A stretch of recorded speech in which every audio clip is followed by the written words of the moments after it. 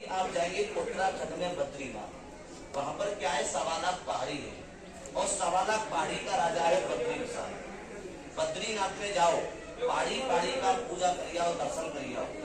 जब तक बद्रीनाथ के मेन मंदिर में आप कच्चे चने की दाल 5 तरह की मेवा का अटका लगा के नहीं आओगे तो आपको बद्रीनाथ यात्रा करने का फल प्राप्त नहीं होगा। तीसरा अटका भोग यहाँ गोकुल जी में दिया जाता है।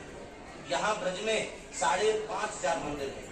जो ब्रज यात्रा करने के लिए आता है, अयोध्या दर्शन करने के लिए जाता है, तो 5,500 मंदिर के बीच में एक जगह कृष्ण के बड़े भाई बलराम को माखन और मिश्री का अटका नाव से भोग दिया जाता है। आप बुरा नहीं मानना, आप यहाँ बछड़ा वृंदावन कितना दिन तीर्थ करोगे।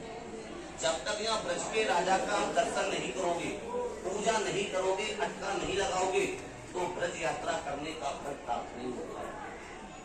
ये अटका क्या चीज है? भोग तो आपने बहुत सुना होगा, लेकिन अटका क्या है?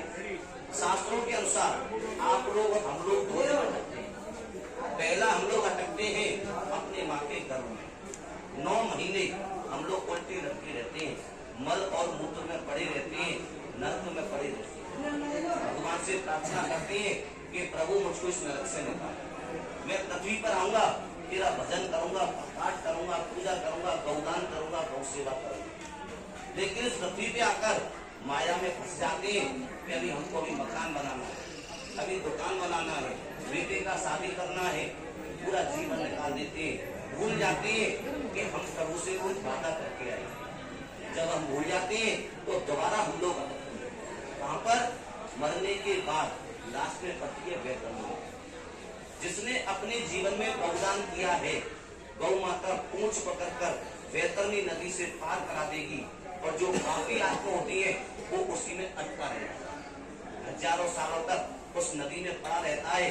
उस नदी में पड़ने के बाद उसको फिर 84 लाख योनियों में भटकना पड़ता है। 84 लाख योनियों में भटकने के बाद फिर उसको माँ के घर में आना पड़ता है। फिर भगवान से वादा करता है कि प्रभु मुझको क्षमा करो, जाऊंगा, पूजा करूंगा, पाठ करूंगा, पृथ्वी पर आया, फिर भूल जाता है। इसके बचने के लिए हमारे शास्त्रों के अनुसार अटका नाव से भोग, और भोग को भगवान नहीं खाता है। ना तो भगवान आपके घर में खाएगा और ना भगवान यहाँ खाता। भगवान किसका होता है?